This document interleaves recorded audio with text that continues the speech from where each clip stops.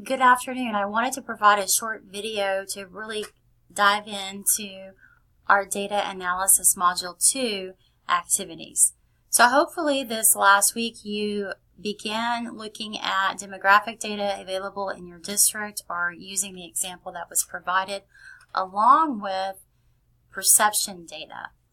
I asked you to turn that in on Monday. If you were not able to get all of that together and turn that in, you may turn it in a little bit later, no later than October the 1st. I know there was a conflict listed in Blackboard, so I apologize for that. However, I'll give you some extra time if you need that extra time.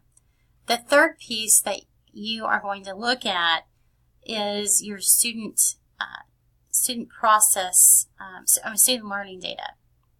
So your Module 2 Assignment 4, Student Learning, is asking you to look at, to first read the chapter that's posted, Chapter 5, on Student Learning Data Analysis. Again, it provides a nice short synopsis of what that entails. And there's also a case study posted in Module 2 Resource folder. So you'll look at that along with filling out the data analysis student learning document. So I will ask you to go through the analysis chapter, and then you're going to complete the analysis of student learning data document that is attached on your module 4. And that would be the last piece of the data.